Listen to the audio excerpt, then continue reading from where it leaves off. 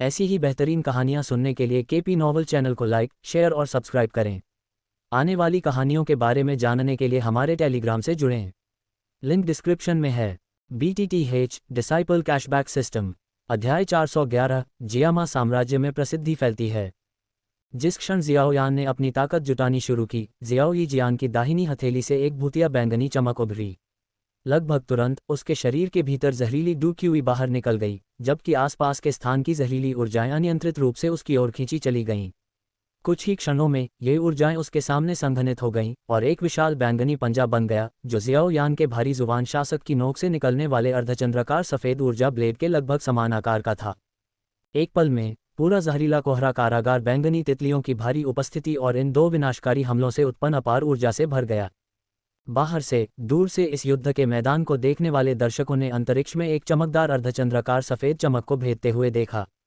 युद्ध के मैदान के दूसरी ओर घने जहरीले कोहरे में लिपटे हुए एक विशाल बैंगनी तितली और विशाल पंजा दिखाई दिया। जैसे ही अर्धचंद्राकार सफेद चमक बैंगनी पंजे से टकराई, एक बहुत बड़ा प्रभाव हुआ, जिससे दर्शकों को एक बार फिर से अव्यवस्थित आंतरिक भाग की दृष्टि खोनी पड़ी।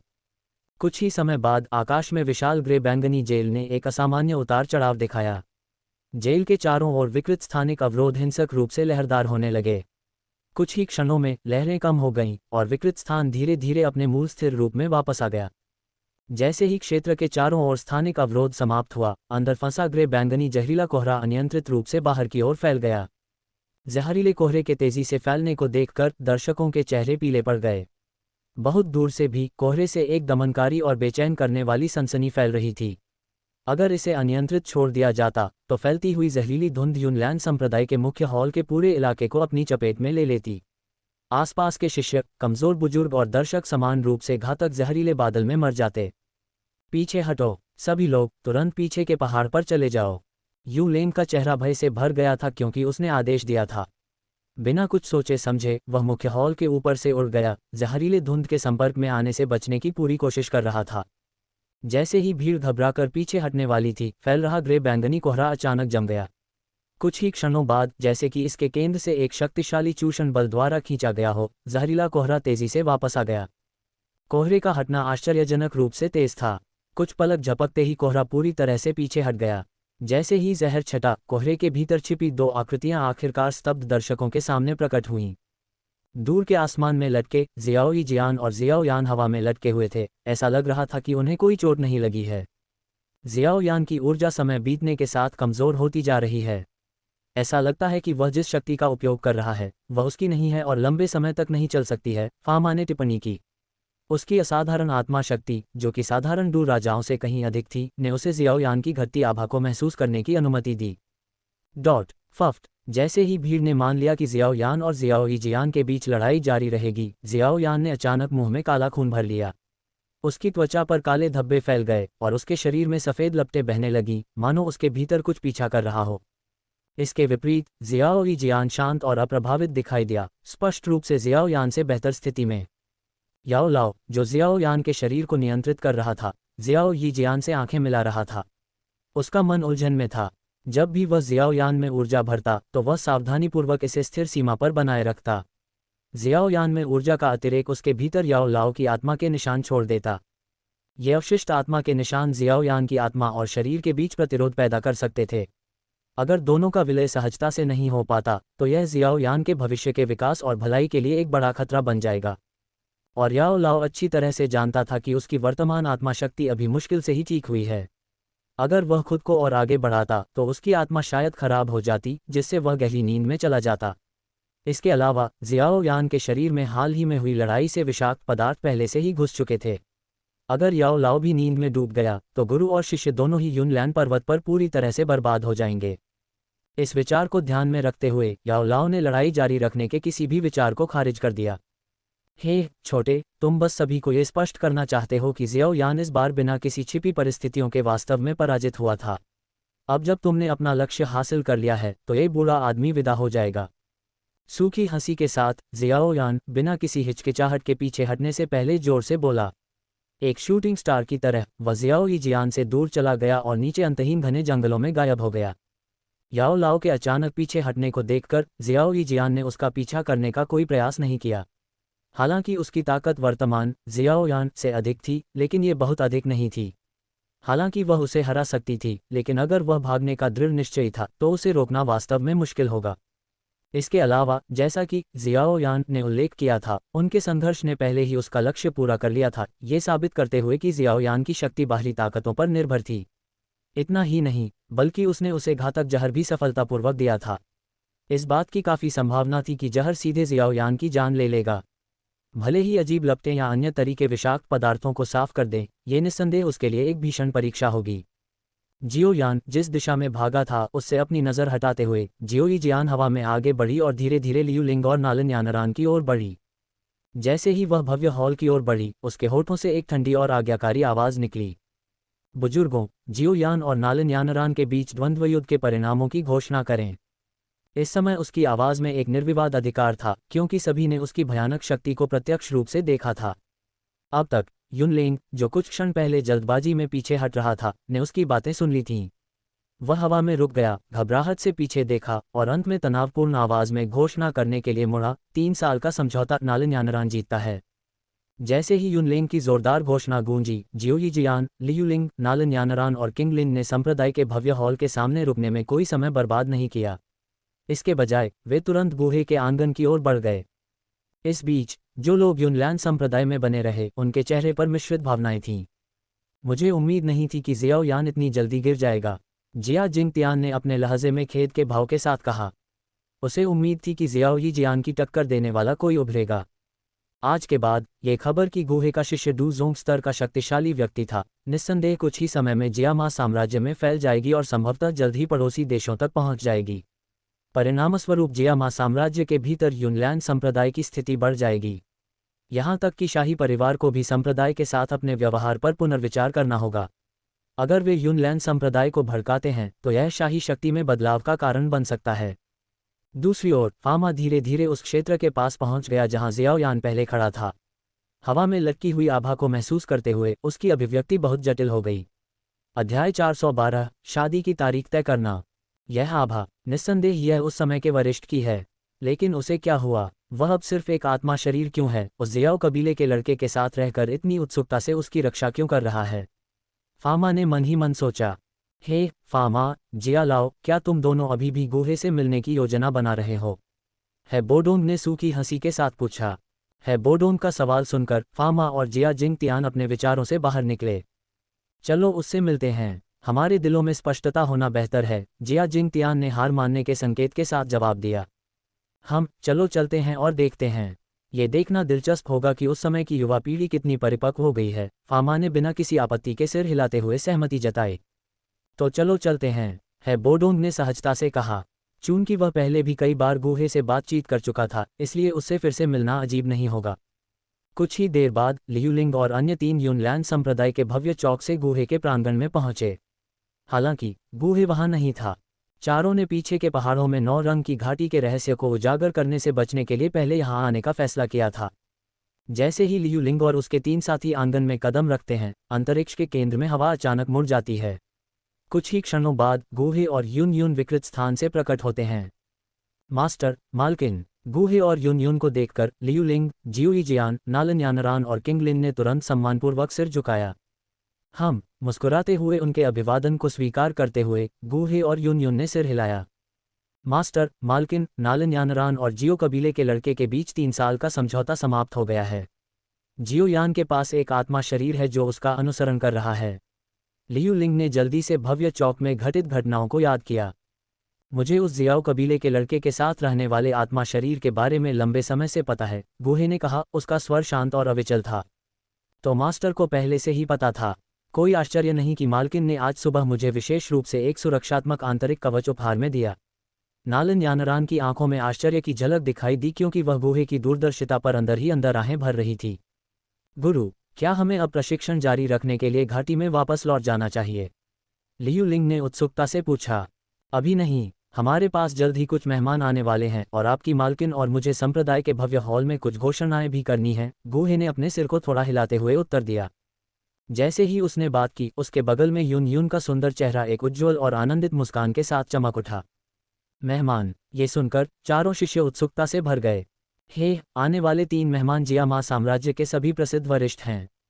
किंगलिन को छोड़कर आप तीनों ने शायद उनसे पहले भी मुलाकात की होगी, गूहे ने एक फीकी मुस्कान के साथ कहा। जैसे ही उसके शब्द निकले, जियोई जियान को कुछ एहसास हुआ। उसने जल्दी से अपनी नज़र वापस करने से पहले थोड़ी देर पीछे देखा। गुरु, क्या मेहमान राजधानी से 3 डूहुआन पावर हाउस हैं? जियोई जियान ने पूछा।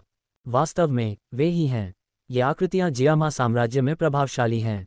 भविष्य में आप उनसे अवश्य मिलेंगे, गूहे ने सिर हिलाया। उसी समय गूहे के प्रांगण के सामने एक छोटी सी पर्वत चोटी की दिशा से हवा में तेज हवाओं की आवाज़ उनके कानों तक पहुंची। गूहे और उनके शिष्यों की चौकस निगाहों के सामने पर्वत चोटी के ऊपर आकाश में 3 बुजुर्ग आकृतियां दिखाई दीं। बिना देर किए वे तेजी से नीचे उतरे और गूहे के प्रांगण की ओर उड़ गए। जब वे हवा में मंडरा रहे थे, जिया जिंगतियान, फामा और हाई बोडोंग ने गूहे पर कुछ नज़र डाली, लेकिन वे उसकी ताकत के बारे में कुछ भी नहीं समझ पाए।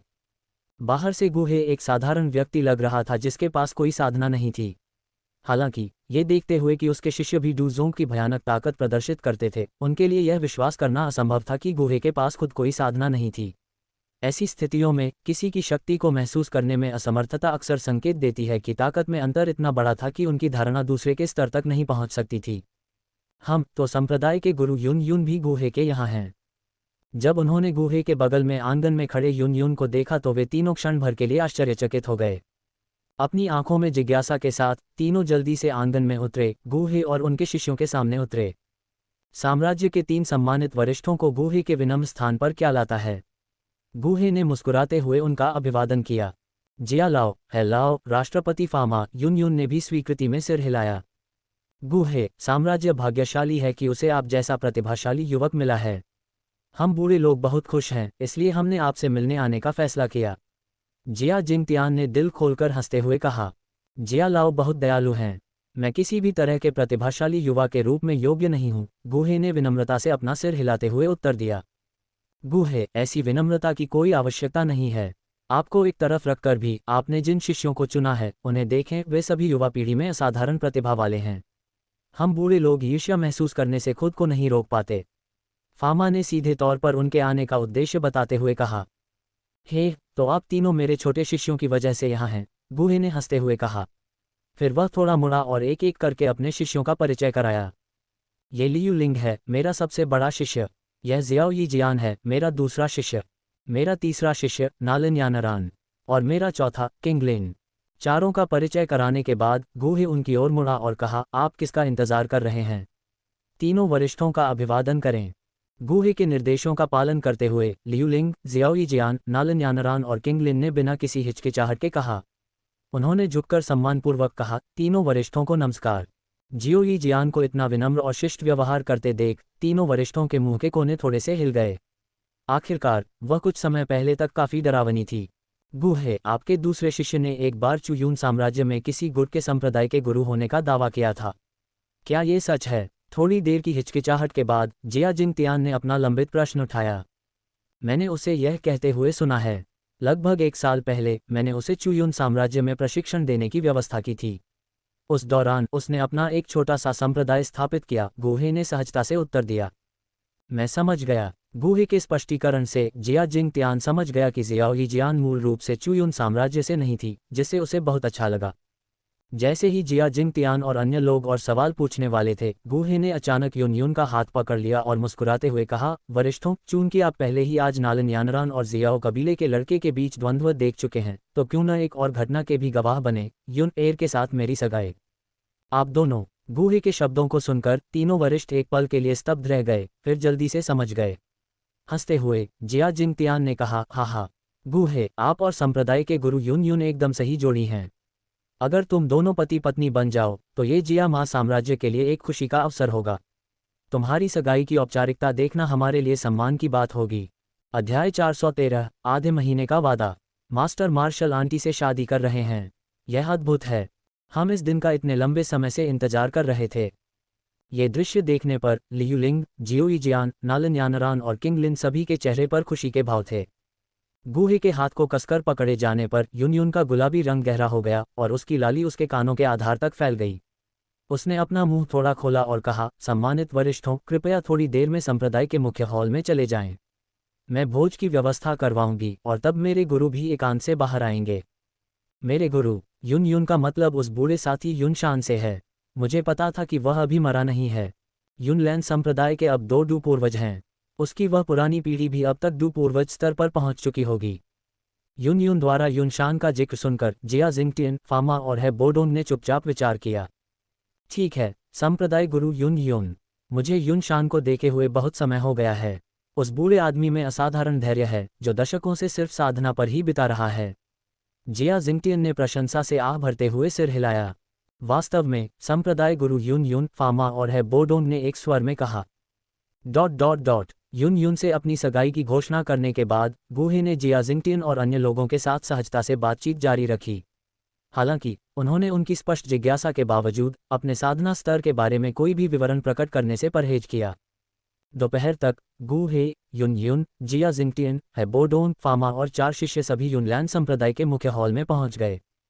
हॉल के अंदर युनलैन संप्रदाय के कई बुजुर्ग पहले से ही बैठे हुए थे। नमस्कार संप्रदाय गुरु। जैसे ही युन युन ने हॉल में कदम रखा, बैठे हुए सभी बुजुर्ग सम्मानपूर्वक खड़े हो गए और झुक गए। कोई औपचारिकता की आवश्यकता नहीं है बुजुर्ग, कृपया अपनी सीट पर बैठ जाएं। युन युन की आवाज़ शांत थी, एक हाथ उठाने का उनका सुरुचिपूर्ण इशारा एक सूक्ष्म लेकिन आज्ञाकारी उपस्थिति को व्यक्त कर रहा था। वह और गुहे साथ साथ चले। उन्होंने मुख्य सीट पर बैठने के बजाय उसके नीचे एक मेज पर बैठने का विकल्प चुना। लियू लिंग, जियो जियान, नालन यानरान और किंगलिन ने उनके बगल की सीटें लीं, जबकि जिया जिंगटियन, फामा और हाई बोडोंग उनके सामने बैठे। युन युन और गुहे के बीच नज़दीकी बैठने की व्यवस्था और बातचीत किसी की नज़र से नहीं बची। ज्यादा समझदार उपस्थित लोग दोनों के बीच के सूक्ष्म रिश्ते को समझ सकते थे। गुहे और उनके शिष्यों द्वारा डू पूर्वज स्तर प्राप्त करने की खबर पहले ही युनलैन संप्रदाय में फैल चुकी थी। युन युन और गुहे को इतने करीब देखकर कई लोगों के दिल खुशी से भर गए। अगर दोनों सच में एक हो जाते तो गुहे, एक शक्तिशाली डू पूर्वज, खुद को पूरी तरह से युनलैन संप्रदाय से जोड़ लेता, जिससे संप्रदाय की स्थिति जियामा साम्राज्य के भीतर एक अद्वितीय स्तर पर पहुंच जाती। हालांकि कुछ लोग इस बात से हैरान थे कि युन युन और गुहे ने मुख्य सीट पर बैठने के बजाय मेहमानों के बीच बैठने का फैसला क्यों किया। जैसे ही गुहे का समूह बैठा, हॉल के प्रवेश द्वार पर सफ़ेद कपड़े पहने एक व्यक्ति दिखाई दिया। नवागंतुक ने अपनी आभा को छिपाने का कोई प्रयास नहीं किया और उसके अंदर से एक शक्तिशाली दमनकारी ऊर्जा निकली जो मौजूद 3 अनुभवी डू सम्राटों से भी ज्यादा थी। बर्फ की तरह सफ़ेद बालों वाले सफ़ेद लबादे में लिपटा यह आदमी आश्चर्यजनक रूप से युवा लग रहा था। उसके चेहरे पर कोई झुर्रियां नहीं थी और उसकी आभा चमकती हुई जैद जैसी थी। हाँ, वह बूढ़ा आदमी डू पूर्वज स्तर को पार करने के बाद जवान लग रहा है। ऐसा लगता है कि उस बाधा को पार करने के लाभ असाधारण हैं। है बोडोंग ईर्ष्या में अपनी जीभ चटकाने से खुद को रोक नहीं पाया क्योंकि उसने प्रवेश द्वार पर आकृति को देखा। हम तीनों में से कोई भी उसके समर्पण की तुलना नहीं कर सकता, जिया जिंगटियन ने एक आह के साथ टिप्पणी की। फामा ने सहमति में सिर हिलाया। बेशक युनशान संप्रदाय के गुरु युन युन जैसे उत्तराधिकारी का पालन पोषण करने में सक्षम रहा है, जिससे वह अन्य चिंताओं से मुक्त हो गया है और उसे केवल साधना पर ध्यान केंद्रित करने की अनुमति मिली है। उसके द्वारा दिखाए जा रहे दबाव से ये स्पष्ट है कि युनशान वास्तव में डू पूर्वज बन गया है। वास्तव में स्वर्ग हमारे युनलैन संप्रदाय का पक्षधर है। युनशान के आगमन को देखकर ग्रैंड एल्डर युनलिंग भावुक हो गए। इस दृश्य को देखकर आंतरिक रूप से आश्चर्यचकित होकर वे जल्दी से खड़े हो गए और युनशान को प्रणाम किया। पुराने संप्रदाय के गुरु, आपका स्वागत है। पुराने संप्रदाय के गुरु। जैसे ही युनशान प्रकट हुए, युन युन सहित युनलैन संप्रदाय के सभी बुजुर्ग उनकी ओर सम्मानपूर्वक देखते हुए खड़े हो गए। युनशान ने थोड़ा सिर हिलाया और धीरे धीरे हॉल में चले गए, अंततः हेड सीट के नीचे 2 टेबल के पास रुक गए। उनकी नज़र गुहे और युन युन पर पड़ी और उन्होंने मुस्कुराकर सिर हिलाया। युन युन से आसन विवाह और युनशान के युन युन के बड़े होने के कारण गुहे 3 दिन पहले युनशान के एकांत साधना स्थल पर गए थे। हालांकि इस बार उन्होंने खुद को रक्षक गिद्ध के रूप में नहीं छिपाया, बल्कि गुहे के रूप में अपनी असली पहचान को खुले तौर पर प्रकट किया। उसने ऐसी ताकत भी दिखाई जिससे युनशान बहुत हैरान हो गया, जो उस समय तक डू पूर्वज स्तर तक नहीं पहुंच पाया था। अपनी अपार ताकत दिखाने के बाद गुहे ने सीधे युनशान को अपने इरादे बताए और उसे एक ब्रेकिंग एंसेस्टर पिल भेंट की ताकि वह डू पूर्वज क्षेत्र में पहुंच सके। इसके अलावा गुहे ने हॉल ऑफ सोल्स द्वारा युनशान के शरीर में छोड़े गए कुछ छिपे हुए खतरों को गुप्त रूप से हटा दिया। युनशान, तुम बूढ़े बदमाश, तुम बहुत अच्छे हो।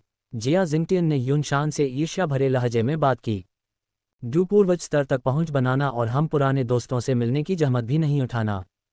बिल्कुल, अगर युन युन और गूहे के बीच यह शादी नहीं होती तो अगली बार जब तुम बाहर आते तो शायद तुम हमारी कब्रें ही देखते, फामा और हाई बोडोंग ने एक चंचल लहजे में चिढ़ाते हुए कहा। ये लोग पिछले युग में जियामा साम्राज्य में प्रमुख व्यक्ति थे। हालांकि उनके व्यक्तिगत संबंध गहरे नहीं रहे होंगे, लेकिन इस उम्र तक पहुंचने पर उनके बीच भाईचारे की भावना पैदा हुई, क्योंकि उनकी पीढ़ी के ज्यादातर लोग पहले ही गुजर चुके थे। एक दूसरे को फिर से देखकर पुराने दोस्त से फिर से मिलने की भावनाएं पैदा हुईं। उनकी बातें सुनकर युन शान ने जल्दी से मुस्कुराते हुए पलटकर जवाब दिया, है बोडोंग, जिया जिंगटियन, फामा, क्या आप सभी अभी भी स्वस्थ और जीवन से भरे हुए नहीं दिख रहे हैं? स्वस्थ? शायद ही। ये दुनिया अब युवा पीढ़ी की है, फामा ने गहरी सांस ली। ये सही है, हम बूढ़े लोगों को जल्द ही मंच से उतरना होगा, है बोडोंग ने सहमति में कहा। तीनों में से फामा और है बोडोंग अपनी बात कहते समय सीधे और बेपरवाह थे। हालांकि जिया जिंगटियन अलग था। युनलैंड संप्रदाय की बढ़ती ताकत को जानते हुए उसके दिल में बेचैनी की भावना महसूस हुई। हाँ, बस इतना ही। एक बार महत्वपूर्ण मामले निपट जाएं तो हमारे पास बातचीत करने के लिए बहुत समय होगा। उनकी टिप्पणियों को सुनकर युन शान ने हल्के से हंसते हुए उनकी टिप्पणियों को खारिज कर दिया। जवाब का इंतजार किए बिना वह सीधे हेड सीट पर चला गया। देवियों और सज्जनों, मुझे आज एक खुशी की घोषणा करनी है। युन शान भीड़ की ओर मुड़ा, उसकी अभिव्यक्ति दयालु और उसका स्वर गर्मजोशी से भरा था क्योंकि वह धीरे धीरे बोल रहा था। मेरे शिष्य युन युन और एल्डर गूहे आधे महीने में अपनी शादी करेंगे। अध्याय 414, 7 सितारा डू वंदना। मेरे शिष्य युन युन और एल्डर गूहे आधे महीने में अपनी शादी करेंगे। आज से युनलैंड संप्रदाय सभी कोनों से मेहमानों को व्यापक रूप से निमंत्रण वितरित करेगा। ये सुनकर हॉल में मौजूद युनलैंड संप्रदाय के सभी बुजुर्गों ने खुशी से मुस्कुराहट दिखाई। युन युन और गूहे का मिलन कुछ ऐसा था जिसे देखकर वे बहुत खुश हुए। संप्रदाय के गुरु और एल्डर गूहे को उनके शुभ मिलन पर बधाई। अचानक ग्रैंड एल्डर युनलेंग ने नेतृत्व संभाला और युन युन और गूहे को अपना आशीर्वाद देने के लिए खड़े हो गए। संप्रदाय के गुरु युन युन और एल्डर गूहे को उनके सुखद विवाह पर बधाई। बधाई हो गुरु और मार्शल आंटी, आपके शाश्वत बंधन पर जो समय के साथ अमर है। युनलेंग के शब्दों के बाद हॉल में मौजूद सभी लोग, जिनमें जिया जिंगटियन और उनके साथी शामिल थे, अपने दिल से आशीर्वाद के साथ शामिल हुए। आप सभी की शुभकामनाओं के लिए धन्यवाद। युन र और मैं आप सभी के लिए टोस्ट उठाते हैं। गूहे और युन युन ने अपने वाइन के प्याले उठाए, उपस्थित सभी लोगों के प्रति आभार व्यक्त किया। जैसे ही युन युन और गूहे ने अपने प्याले उठाए, पूरा हॉल भी उनके जैसा ही हो गया और माहौल हंसी और टोस्ट से जीवंत हो गया। युनलेंग। जब सभी ने अपना पहला प्याला खत्म कर लिया तो हेड टेबल पर बैठे युन शान ने युनलेंग को विशेष रूप से निर्देश देते हुए कहा, आप ग्रैंड एल्डर हैं, शादी की तैयारियों पर पूरा ध्यान दें। युन युन और गूहे के लिए सभी व्यवस्थाएं त्रुटिहीन तरीके से की जानी चाहिए। युन शान के शब्दों को सुनकर युनलेंग के चेहरे पर गंभीरता आ गई। फिर भी उनके दिल में खुशी की एक झलक देखी जा सकती थी जब उन्होंने जवाब दिया, हाँ, आपके भरोसे के लिए धन्यवाद ओल्ड सेक्ट मास्टर। मैं ये सुनिश्चित करने की पूरी कोशिश करूंगा कि सब कुछ सही तरीके से हो। भोज के दौरान यह तय किया गया कि गूहे के 4 शिष्य विवाह के निमंत्रणों के निर्माण और वितरण को संभालेंगे। विवाह हॉल को सजाने जैसी अन्य व्यवस्थाएं मुख्य रूप से युनलेंग और अन्य बुजुर्गों को सौंपी गई थीं। भोज के बाद गूहे और युन युन हाथ में हाथ डाले 9 रंग की घाटी में लौट आए। इस बिंदु पर गूहे अब दुनिया से बहुत कुछ नहीं छिपाते थे। बाहरी लोगों के लिए उनके 4 शिष्य पहले से ही प्रसिद्ध थे। सबसे बड़े शिष्य ने कीमिया में महारत हासिल की और ग्रीन लोड स्कोर फ्लेम का इस्तेमाल किया। दूसरा शिष्य साधना में एक विलक्षण व्यक्ति था जो पहले से ही डू पूर्वज क्षेत्र में पहुंच चुका था, और तीसरा और चौथा शिष्य भी दुर्लभ प्रतिभाशाली थे। हालांकि इस खुलेपन ने उनके शिष्यों को अधिक स्वतंत्र रूप से जीने की अनुमति दी, लेकिन इसने मुसीबत को भी आमंत्रित किया। जियाओ यी जियान विशेष रूप से अपनी आश्चर्यजनक साधना गति के कारण बहुत ध्यान आकर्षित करती थी। उसकी तीव्र प्रगति ने विरासत में मिली शक्तियों तक पहुंच वाले परिवारों से भी ईर्ष्या पैदा की। अगर उसकी क्षमताओं के बारे में दुर्भावनापूर्ण शक्तियों तक खबर पहुंचती तो वे गूहे और शियाओ यी जियान को निशाना बनाकर उनके साधना रहस्यों को उजागर कर सकते थे, जिससे महत्वपूर्ण समस्याएं पैदा हो सकती थीं। सौभाग्य से यह क्षेत्र उत्तर पश्चिमी महाद्वीप था जहां गूहे किसी भी छोटे खतरे को आसानी से दबा सकता था। वास्तव में उसे जो चिंता थी वह थी प्रमुख शक्तियां जो अंततः ध्यान दे सकती थीं। इन संभावित खतरों का सामना करते हुए गूहे ने लगातार अपनी ताकत में सुधार करने पर ध्यान केंद्रित किया, किसी भी खतरे के सामने अडिग रहने का दृढ़ निश्चय किया। पति, आप अपने बंद दरवाजे की साधना पर ध्यान केंद्रित कर सकते हैं, मैं बाकी सब संभाल लूंगी। युन युन ने 9 रंग की घाटी में गर्मजोशी से कहा, उसकी आवाज़ समर्थन से भरी हुई थी। युनर, तुम बहुत विचारशील हो। गूहे ने धीरे से यून यून के पीले निर्दोष गाल को चूमा और धीरे से कहा, मैं 13 दिनों के भीतर अपनी साधना को बनाए रखने की कोशिश करूंगा। मैं शादी से 2 दिन पहले बाहर आने का वादा करता हूँ। मम्मा, तो अब मैं विदा लेता हूँ। एक बार जब तुम बाहर आ जाओगी तो हम साथ में शादी की पोशाक पहनकर देखेंगे। यून यून ने धीरे से सिर हिलाया। जवाब देते समय उसकी आंखों में एक हल्की मुस्कान थी। फिर वह 9 रंग की घाटी से चली गई। यून यून के जाने के बाद गूहे ने तुरंत अपनी चेतना को सिस्टम स्पेस में डुबो दिया। सिस्टम स्पेस के केंद्र में 2 बड़े बैंगनी ऊर्जा द्रव्यमान एक दूसरे से काफी बड़े निलंबन में तैर रहे थे। ये साधना रिटर्न का प्रतिनिधित्व करते हैं। रानी मेडुसा से 500 साल और जियो यी जियान से 200 साल। 500 साल की साधना को परिष्कृत करने में संभवतः 1 महीने से अधिक समय लगेगा, इसलिए गूहे ने पहले 200 साल की साधना को अवशोषित करने का फैसला किया। सिस्टम 200 साल की साधना को निकालो। गूहे के आदेश के साथ सिस्टम स्पेस में छोटा बैंगनी ऊर्जा द्रव्यमान तुरंत संकुचित हो गया, अचानक उसके शरीर के भीतर प्रकट हुआ। उस क्षण गूहे के शरीर में अत्यधिक ऊर्जा की एक धारा बह निकली, जंगली और बेकाबू। हालांकि ऐसी ऊर्जा को परिष्कृत करने में अपने विशाल अनुभव के कारण गूहे ने तुरंत अपनी आत्मा शक्ति को अपनी सहज ज्वाला के चारों ओर लपेट लिया और अशांत ऊर्जा का आक्रामक शोधन शुरू कर दिया। सहज ज्वाला के गहन शुद्धिकरण के तहत शुद्ध ऊर्जा की धाराएं जंगली बैंगनी धाराओं से अलग हो गईं और तेजी से गूहे के शरीर में अवशोषित हो गईं। जैसे जैसे ये प्रक्रिया सामने आई, गूहे की आभा तेजी से बढ़ी। सिर्फ 2 दिनों के भीतर उसने बैंगनी ऊर्जा का 10वां हिस्सा परिष्कृत कर लिया, 5 सितारा डू वेनेरेट शिखर की अड़चन को तोड़ दिया, एक ऐसा क्षेत्र जिसमें वह 2 महीने से फंसा हुआ था, और 6 सितारा डू वेनेरेट स्तर पर चढ़ गया। 6 सितारा डू वेनेरेट क्षेत्र में पहुंचने के बाद गूहे की शेष बैंगनी ऊर्जा को परिष्कृत करने की गति में उल्लेखनीय वृद्धि हुई। सिर्फ 10 दिनों में गूहे ने शेष ऊर्जा को पूरी तरह से अवशोषित कर लिया। उसका साधना स्तर और बढ़ गया, 7 सितारा डू वेनेरेट क्षेत्र के मध्य चरण पर स्थिर हो गया। 200 साल की साधना ने मुझे 5 सितारा डू वेनेरेट शिखर से मध्य चरण 7 सितारा डू वेनेरेट तक पहुंचने की अनुमति दी। अगर मैं अगले 500 साल की साधना को परिष्कृत करता हूं तो मैं सीधे डू वेनेरेट क्षेत्र के शिखर तक पहुंच सकता हूं। इस विचार ने गूहे को प्रत्याशा से भर दिया। हालांकि अपनी शादी में सिर्फ 2 दिन शेष होने के कारण उसने अभी इतने बड़े ऊर्जा शोधन से निपटने का फैसला नहीं किया। संप्रदाय गुरु यून यून की शादी पूरे यूनलैंड संप्रदाय के लिए एक असाधारण घटना थी। इसके अलावा उनके दूल्हे गूहे थे जो संप्रदाय के भीतर उच्च प्रतिष्ठा रखते थे। यह शादी निस्संदेह यूनलैंड संप्रदाय के इतिहास में सबसे भव्य और सबसे उत्सवपूर्ण दिन होने वाली थी। हालांकि शादी से 2 दिन पहले भी थे, लेकिन संप्रदाय पहले से ही उत्सव के माहौल में डूबा हुआ था। लाल लालटेन ने क्षेत्र को सजाया और रात होते होते पूरा पहाड़ और उस तक जाने वाला रास्ता जगमगा उठा।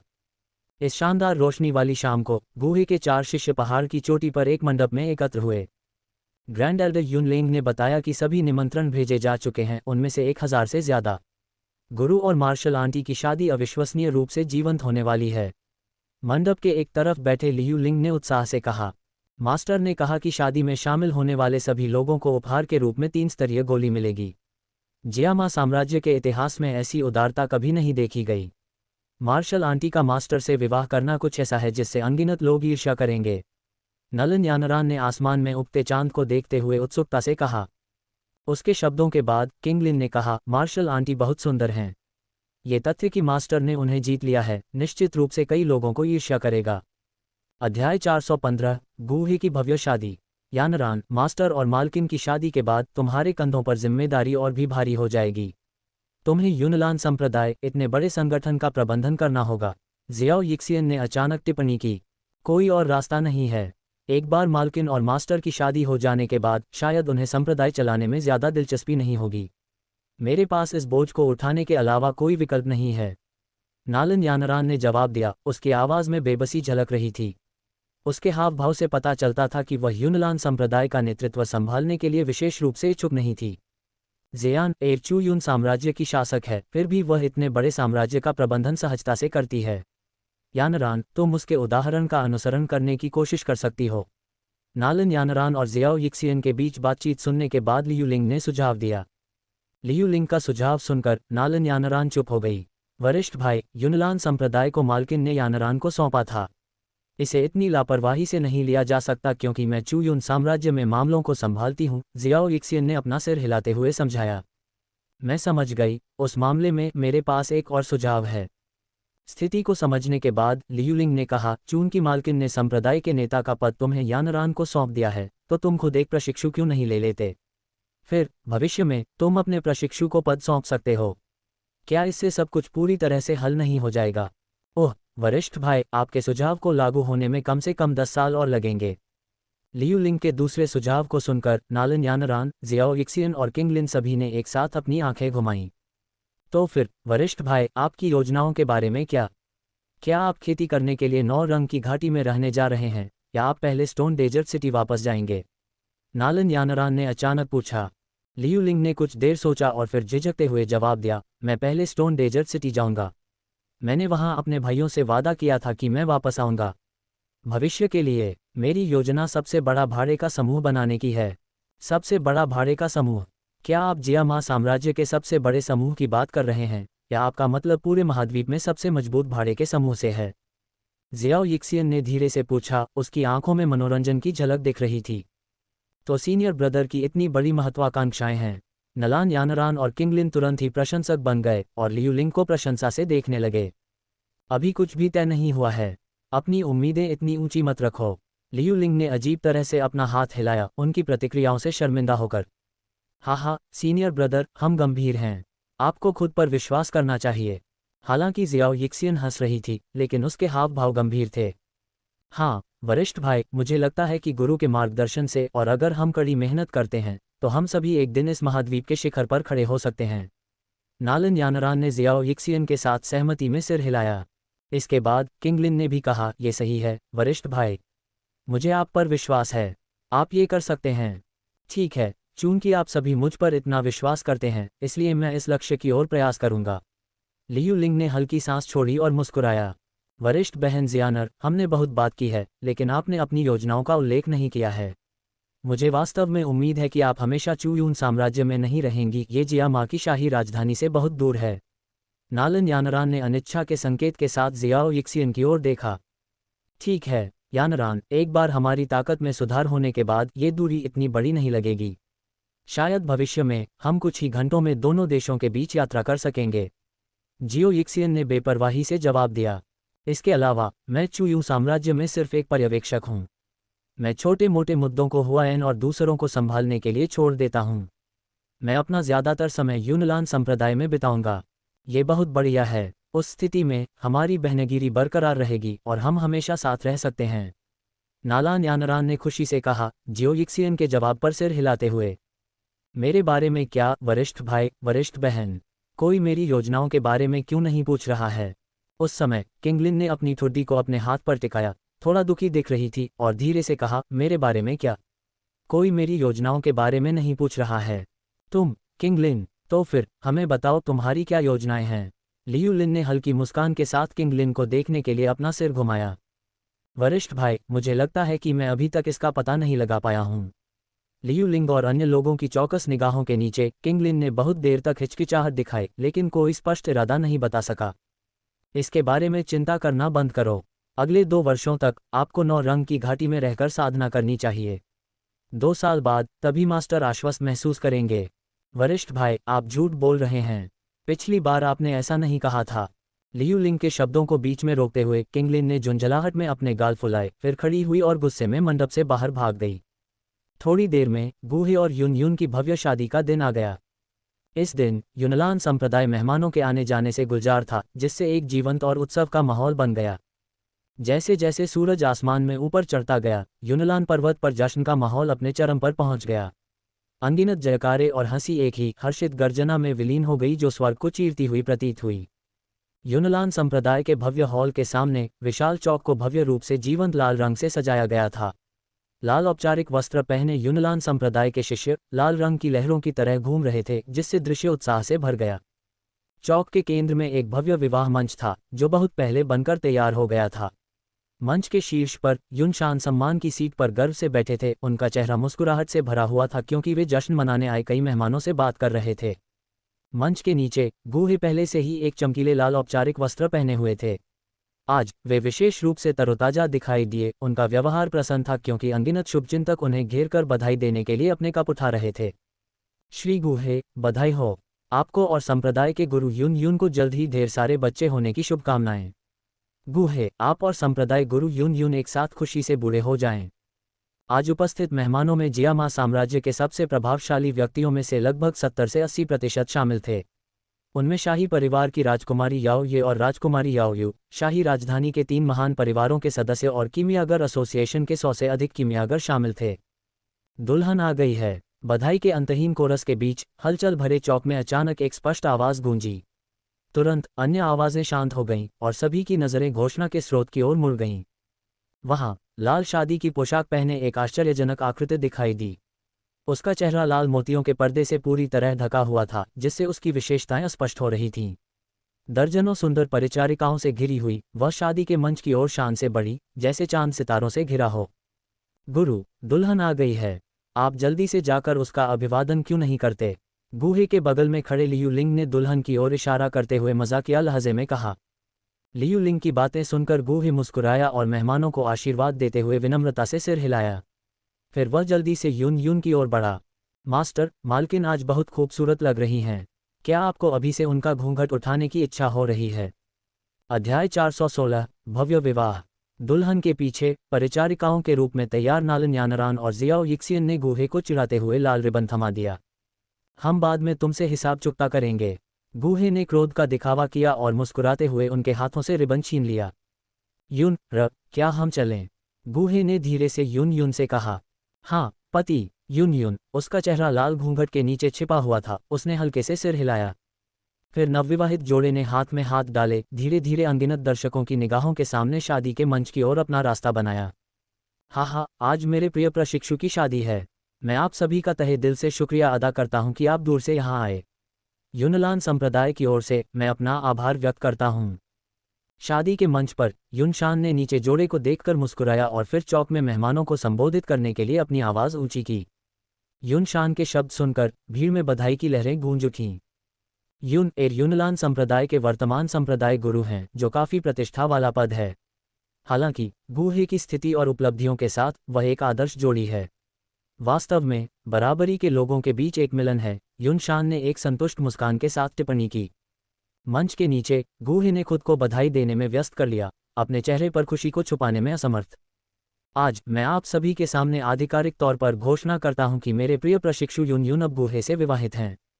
युनशान ने शुभचिंतकों से घिरे जोड़े की ओर देखा और मुस्कुराते हुए घोषणा की।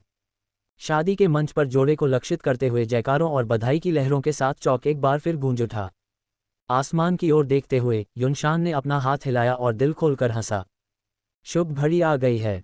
शादी शुरू हो गई है। उस समय युनलान संप्रदाय में जश्न का माहौल अपने चरम पर पहुंच गया। गगनभेदी जयकारों के बीच गूहे ने यून यून का नाजुक हाथ थामा और उसे शादी के मंच तक ले गए। लाल घूंघट के नीचे यून यून के खूबसूरत चेहरे पर शुद्ध खुशी झलक रही थी। शादी की बाकी रस्में खुशी और उत्सव के माहौल में सुचारू रूप से आगे बढ़ीं। अंत में युनलान संप्रदाय ने मेहमानों को धन्यवाद उपहार वितरित किए, जिससे उत्साह की लहर दौड़ गई। हर मेहमान, चाहे वह किसी भी स्थिति का हो, उपस्थित लोगों द्वारा लाए गए बच्चों तक कुछ चौथी श्रेणी की औषधीय गोली दी गई। हजारों चौथी श्रेणी की गोलियों का वितरण पूरे जियामा साम्राज्य में एक अभूतपूर्व इशारा था। कोई आश्चर्य नहीं कि वे उसे गूहे कीमिया मास्टर कहते हैं। यह शादी शाही समारोहों की भव्यता को भी पार कर जाती है। बेशक, क्या आपको लगता है कि वर्तमान शाही परिवार युनलान संप्रदाय की तुलना कर सकता है? उनकी शक्ति के साथ 3 पूर्वज स्तर की संस्थाएं उत्तर पश्चिम महाद्वीप में कुछ ही ताकतें हैं जो उनका मुकाबला कर सकती हैं। दिलचस्प बात यह है कि शादी के बाद जियामा साम्राज्य के लगभग 100 प्रमुख व्यक्ति गूहे के 3 शिष्यों के लिए विवाह का प्रस्ताव रखने के लिए संपर्क किए। लियू लिंग के लिए अनगिनत कुलीन परिवारों ने अपनी अविवाहित बेटियों की शादी उससे करवाना चाहा। यहाँ तक कि शाही बुजुर्ग जिया जिंग तियान ने भी बेशर्मी से लियू लिंग को शाही दामाद बनाने और उसे महल में लाने का सुझाव दिया। नालन यानरान के लिए जियाओ यान के साथ उसके 3 साल के समझौते के समाधान के बाद कई परिवारों ने उसके लिए विवाह का प्रस्ताव रखने के लिए नालनजी, नालनसू और गूहे की ओर रुख किया। यहाँ तक कि किंगलिन, जो आमतौर पर संकोची होती है, ने भी उसके साथ जल्दी सगाई की उम्मीद में विभिन्न परिवारों से प्रस्ताव प्राप्त किए। केवल जियाओ यिक्सियन अपवाद था। किसी भी परिवार ने पूर्वज स्तर की शक्तिशाली महिला के सामने ऐसा प्रस्ताव रखने की हिम्मत नहीं की। इसके अलावा हाल के दिनों में जिया जिंग तियान, हेबोडोंग और फामा को चुयू साम्राज्य में भेजे गए जासूसों से चौंकाने वाली खबर मिली। जासूसों ने बताया कि पूरा चुयू साम्राज्य जहर संप्रदाय नामक एक नए संप्रदाय के तहत एकीकृत हो गया था। इसकी नेता एक महिला थी और ज़ियाओ यिक्सियन की टिप्पणियों और उसकी ताकत के आधार पर उन्होंने ये निष्कर्ष निकाला कि ज़हर संप्रदाय की महिला शासक कोई और नहीं बल्कि गुहे की दूसरी शिष्या ज़ियाओ यिक्सियन थी। इस एहसास ने ज़ियाओ यिक्सियन के साथ उनके व्यवहार में एक नई तरह की श्रद्धा की भावना पैदा की। गुहे ने अपने शिष्यों के लिए विवाह का प्रस्ताव रखने वाले परिवारों के प्रति एक समान रवैया बनाए रखा। उनका दृढ़ विश्वास था कि उनके शिष्यों के जीवन भर के मामलों का फैसला सिर्फ उनके द्वारा नहीं किया जाना चाहिए। लियू लिंग, नालन यानरान और किंगलिन द्वारा अपनी पसंद व्यक्त करने के बाद गुहे ने विनम्रतापूर्वक सभी प्रस्तावकों को अस्वीकार कर दिया। एकमात्र अपवाद जिया जिंगतियान था, जिसके लिए उसने थोड़ा सा सम्मान पेश किया, ये सुझाव देते हुए कि अगर लियू लिंग राजकुमारी को यूनलान संप्रदाय में लाने के बजाय शाही दामाद बन सकता है तो अभी भी एक मौका हो सकता है। हालांकि जिया जिंगतियान के अपने विचार थे।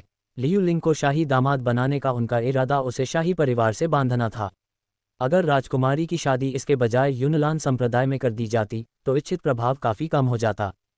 श्री गुहे, याओये को शाही उत्तराधिकारी के रूप में तैयार किया जा रहा है। यूनलान संप्रदाय में उसका विवाह करना वास्तव में अनुचित होगा। जिया जिंगतियान ने अपना तर्क समझाया और मामला अनसुलझा रह गया। जैसे जैसे विवाह संपन्न होने वाला था, कुछ मेहमान विदा लेने लगे। भोज समाप्त होने के बाद गुहे और यून यून अपने विवाह कक्ष में लौट आए। यून, आज हमारी शादी हो गई। विवाह कक्ष के अंदर गुहे ने धीरे से यून यून के चेहरे को ढंकने वाले लाल घूंघट को उठाया और उसके सुंदर चेहरे को चूमने के लिए झुक गया। पति, यानरान और अन्य अभी भी बाहर हैं। जैसे ही गुहे करीब आया, यून यून ने उसके होठों को बंद करने के लिए अपनी हथेली उठाई और उसे मजाकिया ढंग से डांटने लगी। गुहे आज वास्तव में खुश था और उसने जो शराब पी थी उसका अभी भी उस पर थोड़ा असर हो रहा था, जिससे वह नशे की हल्की अवस्था में था। केवल अब यून यून के याद दिलाने के बाद उसने खिड़की के बाहर हो रहे शोर को देखा। क्या उन्होंने अभी तक चुंबन किया, वरिष्ठ बहन? मुझे एक बार देखने दो। खिड़की के बाहर किंगलिन ने उत्सुकता से नालन यानरान से आग्रह किया। ठीक है, बस एक नज़र डालो। ऐसा कहते हुए नालन यानरान एक तरफ हट गई, जिससे लकड़ी की दीवार में एक छोटा सा छेद दिखाई दिया, एक छोटा सा झांकने का छेद जिसे उन्होंने कुछ समय पहले जानबूझकर बनाया था। किंगलिन अपने पंजों पर खड़ी थी, उत्साह से उस छोटे से छेद से झांक रही थी। जिस क्षण किंगलिन ने झांका, वह चौंककर चिल्लाई और जल्दी से पीछे हट गई। क्या हुआ, छोटी बहन? मुझे मत बताओ कि तुमने कुछ रोमांचक देखा है। मैं भी देखना चाहती हूँ। किंगलिन की प्रतिक्रिया सुनकर नालन यानरान, लियू लिंग और ज़ियाओ यिक्सियन सभी ने अपनी जिज्ञासा व्यक्त की। हालांकि जैसे ही वे बोल रहे थे, उनके पास लालटेन की रोशनी से पड़ने वाली छायाओं में एक और छाया दिखाई दी।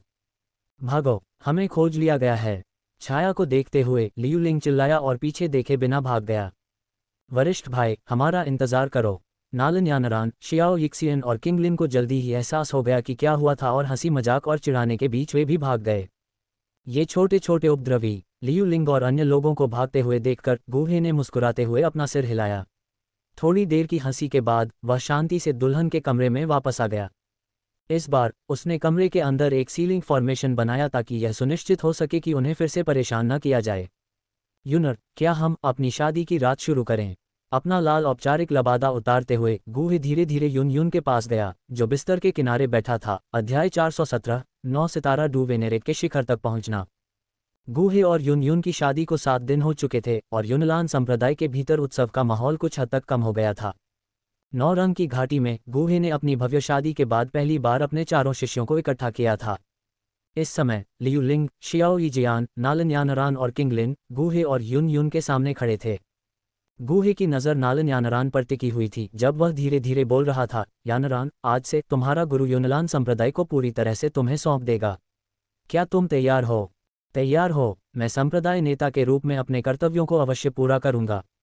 नालन यानरान ने सिर हिलाया। उसका जवाब स्पष्ट और बिना किसी हिचकिचाहट के था। नालन यानरान का जवाब सुनकर गुहे ने संतुष्टि के साथ सिर हिलाया। यानरान, यह अच्छा है कि तुम में इतना आत्मविश्वास है। हालांकि तुम्हें संप्रदाय नेता के पद से बहुत अधिक विवश नहीं होना चाहिए। तुम्हारे गुरु का मानना है कि दानव जानवर पर्वत श्रृंखला में परीक्षणों के बाद तुम इन जिम्मेदारियों को अच्छी तरह से संभाल पाओगे। मैं समझ गया, गुरु। नालन यानरान ने भारी सिर हिलाया। तुम्हारे गुरु यहाँ 1 महीने में तुम्हारी मालकिन के साथ यूनलान संप्रदाय छोड़ देंगे। हम कुछ समय के लिए सेंट्रल स्टेट जा सकते हैं, लेकिन ये 2 साल से ज़्यादा नहीं होगा।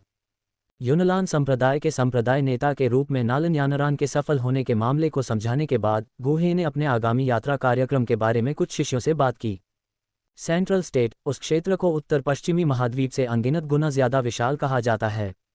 ऐसा कहा जाता है कि केवल डू हुआंग स्तर के विशेषज्ञों में ही वहां अकेले घूमने की ताकत होती है। गुहे के शब्दों को सुनकर उनके शिष्यों ने भी कुछ प्रत्याशा दिखाई। आपके भविष्य के रास्ते आपको तय करने हैं, मैं उन्हें आपके लिए व्यवस्थित नहीं करूंगा। अगर आप किसी दिन सेंट्रल स्टेट जाना चाहते हैं तो बस चले जाएं। उनकी प्रतिक्रियाएं देखकर गुहे ने आगे कहा, मास्टर, सेंट्रल स्टेट बहुत बड़ा है, क्या हम आपसे वहां मिल सकते हैं? जियो यी जियान ने उम्मीद से पूछा। मुझे भी यकीन नहीं है। हालांकि यदि आप में से कोई भी सेंट्रल स्टेट में अपना नाम बनाता है और मुझे इसके बारे में पता चलता है तो मैं आपको खोजने आऊँगा, गुहे ने उत्तर दिया। कुछ अंतिम निर्देश देने के बाद गुहे ने अपना एकांतवास फिर से शुरू किया। इस बार उनका इरादा सिस्टम स्पेस में संग्रहीत 5 सितारा डू वेनेरेट स्तर पर 500 वर्षों की साधना को पूरी तरह से आत्मसात करने का था, ताकि सेंट्रल स्टेट में प्रवेश करते समय अधिक आत्मविश्वास हो। इस दौरान युन ने आधिकारिक तौर पर युनलान संप्रदाय के सभी बुजुर्गों और शिष्यों के सामने अपने त्याग की घोषणा की। नालन यानरान को नए संप्रदाय के नेता के रूप में नियुक्त किया। समय तेजी से बीत गया और पलक झपकते ही गुहे को अपना एकांतवास शुरू किए 24 दिन हो गए। उनकी साधना पहले ही 7 सितारा डू वेनेरेट स्तर पर पहुंच चुकी थी, जो कि 200 साल की साधना को परिष्कृत करने से कहीं अधिक थी। इस बार 500 साल की 5 सितारा डू वेनेरेट साधना को परिष्कृत करने की प्रक्रिया काफी तेज थी। 24वें दिन स्वर्ग और पृथ्वी की ऊर्जा 9 रंग की घाटी अचानक हिंसक रूप से उछली। ध्यान कर रहे गुहे से एक अदृश्य लहर निकली। अगर गुहे ने 9 रंग की घाटी में कई सील नहीं लगाई होती तो शायद तीव्र लहरें पहले ही चट्टानों को चकनाचूर कर देती और मलबे को हर जगह उड़ा देती। जैसे जैसे यह अदृश्य लहर फैली, गुहे से निकलने वाली आभा भी इस पल में बढ़ गई। यह उछाल लगभग तात्कालिक था, ज्वालामुखी विस्फोट की तरह, बिजली की तरह तेज और गरज की तरह भयंकर। धमाका! उसकी आभा बिजली की तरह उछली और एक पल में गुहे की आत्मा की गहराई में एक गहरी गड़गड़ाहट की आवाज गूंज उठी। उसके भीतर का डूक्यूई उन्मत्त रूप से उछला, उसके लंबे बाल बेतहाशा नाचने लगे और उसका लबादा हिंसक रूप से लहराने लगा। इस विशाल आभा के नीचे 9 रंग की घाटी के भीतर की सील भी दबाव का सामना करने के लिए संघर्ष कर रही थीं। जहां गुहे बैठा था वहां से दरारें तेजी से फैल गईं, जो तेजी से 9 रंग की घाटी के अधिकांश हिस्से को ढक रही थीं। हलचल को महसूस करते हुए 9 रंग की घाटी में अन्य लोगों ने गुहे के स्थान की ओर अपनी निगाहें घुमाईं। मास्टर और भी अधिक शक्तिशाली हो गए हैं। यह आभा किसी की आत्मा को विस्मय से कांपने पर मजबूर कर देती है। गुहे की दिशा में देखते हुए 9 रंग की घाटी में सभी लोग, जिनमें कुछ जानवर भी शामिल थे, प्रशंसा से भर गए। गुहे ने इस क्षण अपनी साधना समाप्त कर दी। उसने अपने द्वारा किए गए नुकसान पर नजर डाली और खुद से बुदबुदाया, 9 सितारा डू वेनेरेट का शिखर, जैसा कि मैंने अनुमान लगाया था। अब संत बनने की दिशा में आगे बढ़ने के लिए अपने डूक्यू को परिष्कृत और संपीड़ित करने का समय है। डूक्यू महाद्वीप में कई मजबूत व्यक्ति थे जो 9 सितारा डू वेनेरेट के शिखर पर पहुंच गए थे, लेकिन कुछ ही संत बन पाए थे। डू वेनेरेट और अर्ध संत के शिखर के बीच बहुत कम अंतर होने के बावजूद ये कदम एक खाई की तरह था, जिसमें इतना बड़ा अंतर था कि उसे वर्णित नहीं किया जा सकता था। इस छोटी सी दूरी के कारण अनगिनत प्रतिभाशाली व्यक्ति पीछे रह गए और बहुत पछतावे के साथ मर गए। इसका कारण ये था कि इस छोटी सी दूरी के भीतर एक अनूठी साधना छिपी हुई थी, जिसे केवल इस स्तर के करीब पहुंचने वाले लोग ही समझ सकते थे। सेंट्रल स्टेट में कुछ शीर्ष विशेषज्ञों ने इस अनूठी साधना को संतत्व के लिए 9 परिवर्तन के रूप में संदर्भित किया। तथाकथित 9 परिवर्तन डू वेनेरेट और अर्ध संत के शिखर के बीच के अंतर को मापने के लिए एक शब्द के रूप में कार्य करते थे। इन दोनों के बीच का अंतर इतना भयावह रूप से विशाल था कि इसे अलग करने के लिए अधिक सूक्ष्म लेकिन पर्याप्त शब्द की आवश्यकता थी। 9 परिवर्तन स्वयं जटिल नहीं थे। सीधे शब्दों में कहें तो इसमें डूक्यूई को परिष्कृत और संपीड़ित करने के 9 चक्र शामिल थे। जब शिखर पर एक डू वेनेरेट ने पाया कि उनका डूक्यूई पूरी तरह से भरा हुआ है और उसमें और जगह नहीं है, तो 9 परिवर्तन शुरू हुए। इस स्तर पर उन्हें अपने सभी डूक्यूई को परिष्कृत और संपीड़ित करने की आवश्यकता थी, जिससे नए डूक्यूई उत्पन्न होने के लिए जगह बनाई जा सके। एक बार जब डूक्यूई फिर से भर गया तो प्रक्रिया को दोहराया जाना था। 9 चक्रों के बाद पूर्णता प्राप्त हुई। इस संपीड़न के माध्यम से भीतर की डूक्यूई में गुणात्मक परिवर्तन होगा, जिससे अभ्यासी दुर्गम खाई को पार कर सकेगा और वास्तव में संत स्तर में प्रवेश कर सकेगा। इसलिए जो लोग इस बिंदु पर पहुंचे, उन्होंने डू वेनेरेट के शिखर के भीतर इस छिपी हुई साधना को 9 परिवर्तन कहा। 9 परिवर्तन पूरा करने के बाद ही कोई संत बन सकता है। हालांकि 9 परिवर्तन सरल लगते थे, लेकिन व्यवहार में ये बेहद चुनौतीपूर्ण था। बस इस बात पर विचार करें कि एक शिखर डू वेनेरेट कितनी बड़ी मात्रा में डूक्यूई को धारण कर सकता है। इसे 9 बार भरना एक कठिन कार्य था, जिसे भयानक शब्द के योग्य माना जा सकता है। हालांकि सामान्य शिखर डू वेनेरेट विशेषज्ञों को जिन बाधाओं का डर था, वे गुहे को बाधित नहीं कर सकती थीं। अपने शिष्यों के योगदान से प्राप्त साधना ऊर्जा के साथ गुहे को कभी भी डुक्यूई की कमी नहीं होगी। उसे बस इतना करना था कि जब भी उसकी डुक्यूई अधिक हो जाए, उसे परिष्कृत और संपीड़ित करना था। अध्याय 418 निर्देश। हनीमून। पति, आप एकांत से बाहर आ गए हैं।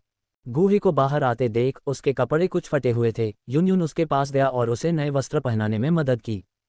युन युन के गाल को सहलाते हुए गुहे ने मुस्कुराते हुए कहा, युनर, यह एकांत अपेक्षा से कम था।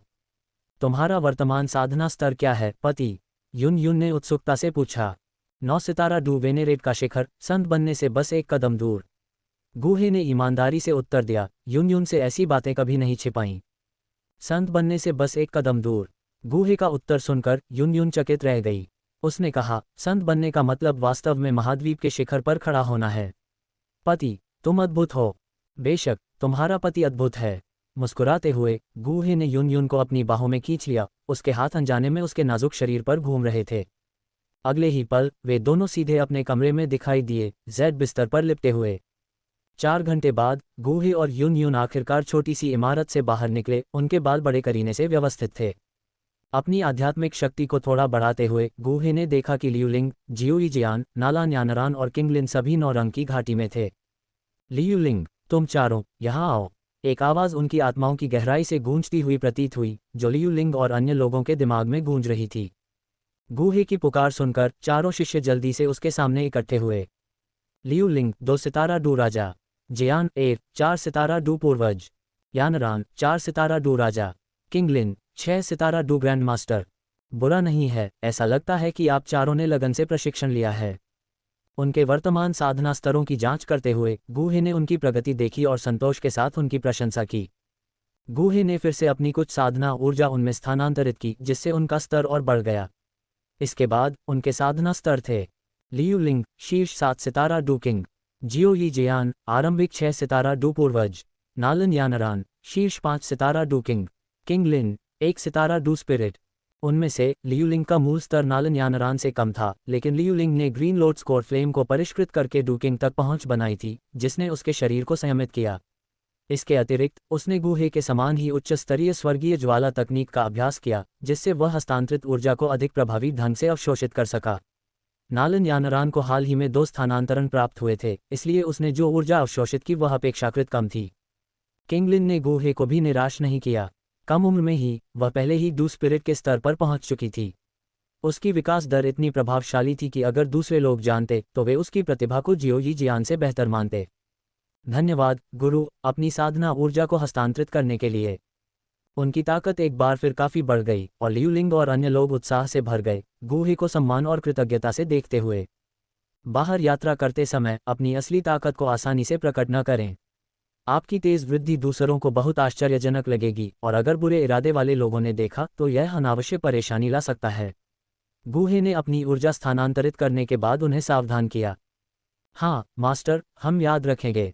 गुहे की शिक्षाओं को सुनकर लियूलिंग, जियोईजियान, नालन यानरान और किंगलिन सभी ने गंभीरता से सिर हिलाया। जियान, आपने अपने पिछले 0 ज़ैद तावीज़ का इस्तेमाल किया। यह नया ले लो। कुछ और निर्देशों के बाद गुहे ने सिस्टम स्पेस से एक नया 0 ज़ैद तावीज़ निकाला और इसे जियोईजियान को सौंप दिया।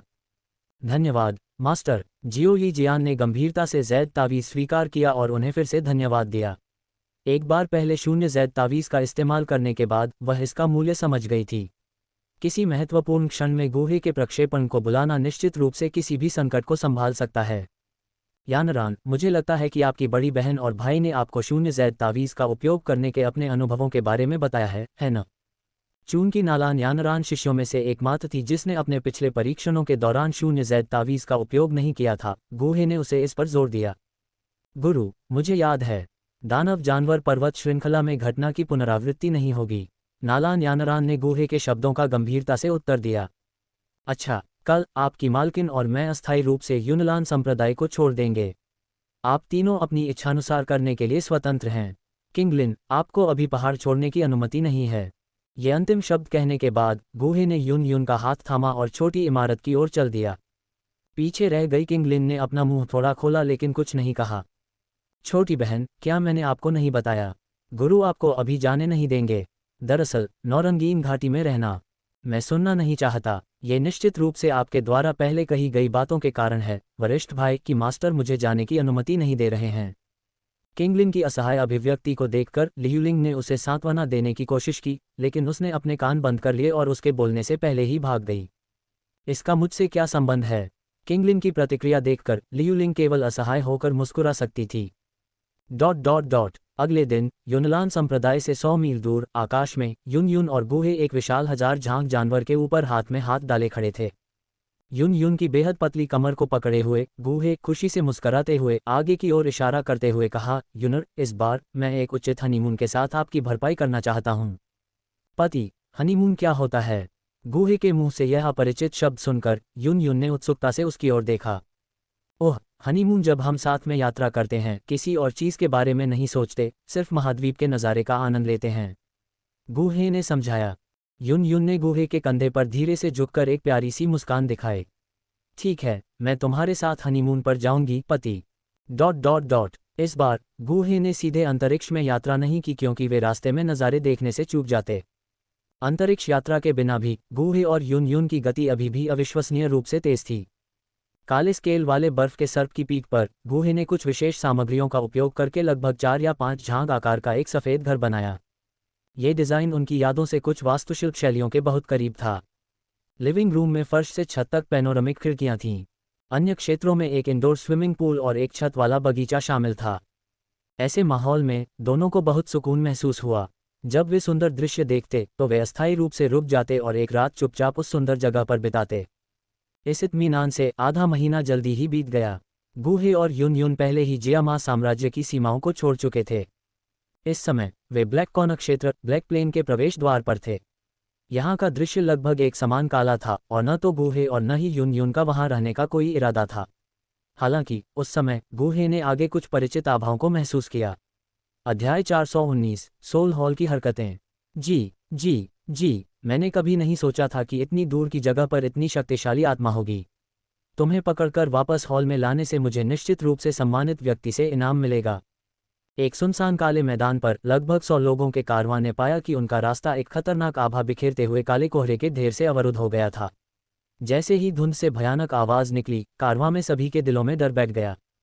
क्या भयानक आभा है? उस काली धुंध में किस तरह का राक्षस छिपा है? इसकी आवाज़ से ऐसा लगता है कि यह हमारी आत्माओं के पीछे पड़ा है। हमें क्या करना चाहिए? हमारी आत्माएं लेना, क्या ये हमें मारने के समान नहीं है? अगर ऐसा है तो हमारे पास लड़ने के अलावा कोई विकल्प नहीं है। युवा भाई यानिक सियाओ, आपने पहले उन डाकुओं से हमारी जान बचाई थी। हम बहुत आभारी हैं, लेकिन इस बार हमारे रास्ते में जो चीज़ आ रही है उसे संभालना हमारी क्षमता से कहीं ज़्यादा है। अगर कोई मौका है तो हमारी चिंता मत करो, जब तक हो सके भाग जाओ। कारवां की भयावह बड़बड़ाहट के बीच 30 साल का एक मोटा आदमी अपने बगल में खड़े युवक को संबोधित करता है। ये युवक कोई और नहीं बल्कि जियाओ यान था, जो कुछ समय पहले ही युनलान पर्वत से बुरी तरह घायल अवस्था में भागा था। याओ लाओ द्वारा आधे महीने तक कठोर उपचार सहने के बाद जियाओ यान ने आखिरकार अपने शरीर से जियाओ ई जियान द्वारा दिए गए दुर्भाग्य के जहर को निकाल दिया। वुतान शहर लौटने या जियाओ जान का सामना करने में बहुत शर्म महसूस करते हुए उसने अपने पिता को अपनी स्थिति के बारे में बताने के लिए घर पर एक पत्र भेजा और फिर जियानान अकादमी की ओर चल पड़ा। ब्लैक कॉर्नर क्षेत्र के विशाल मैदानों में प्रवेश करने पर जियाओ यान ने अनावश्यक परेशानी से बचने के लिए ब्लैक कॉर्नर क्षेत्र की ओर जाने वाले कारवां के साथ यात्रा करने का फैसला किया। हालांकि कुछ समय पहले ही मैदानों में घूम रहे डाकुओं ने कारवां पर हमला किया था। सहानुभूति और आत्मसंरक्षण की आवश्यकता के कारण जियाओ यान ने कारवां की मदद करने के लिए हस्तक्षेप किया। टकराव के दौरान याओ लाओ ने जियाओ यान को आत्माशक्ति का एक विस्फोट प्रदान किया, जिसने आत्मा हॉल से घूमते हुए रक्षक का ध्यान आकर्षित किया। भाई मिंग, वह तुम्हारे पीछे नहीं है, उसका लक्ष्य मैं हूँ। उस मोटे आदमी की बातें सुनकर जियाओ यान ने एक गहरी सांस ली और कारवां के सामने की ओर कदम बढ़ाया। उसने अपनी नज़र आगे की काली धुंध पर टिकाई और चिल्लाया, तुम मेरे पीछे हो, है न? इसका इस कारवां के लोगों से कोई लेना देना नहीं है। क्या तुम उन्हें पहले जाने दे सकते हो? जी। जियाओ यान के शब्द पूरी तरह से उतरने से पहले अंधेरे धुंध से एक भयानक हंसी गूंजी। लड़का, तुम मेरे साथ बातचीत करने के योग्य नहीं हो। छिपी हुई आत्मा को आज्ञाकारी रूप से सौंप दो और मैं तुम्हें एक बरकरार लाश के साथ छोड़ने पर विचार कर सकता हूँ। धुंध के भीतर की आवाज़ ने तिरस्कारपूर्वक जवाब दिया। जैसे ही ठंडी आवाज़ फीकी पड़ गई, याओ लाओ की आवाज़ जियाओ यान के दिमाग में गूंज उठी। आह जियाओ यान, अब गलत जगह पर दया करने का समय नहीं है। इस आदमी की ताकत एक 4 स्टार डू पूर्वज के स्तर तक पहुंच गई है। मुझे विश्वास नहीं है कि मैं उसे हरा सकता हूं, इतने सारे लोगों की रक्षा तो दूर की बात है। जियाओ यान हिचकिचाया। वह कारवां के लोगों के साथ उनकी यात्रा के दौरान कुछ हद तक जुड़ गया था और उनकी मृत्यु के विचार ने उसके विवेक को बहुत उलझन में डाल दिया। जी लड़का, तुम्हारे पास सोचने के लिए समय नहीं है। जियाओ यान की खामोशी देखकर 3 बड़ी काली जंजीरें अचानक धुंध से बाहर निकलीं।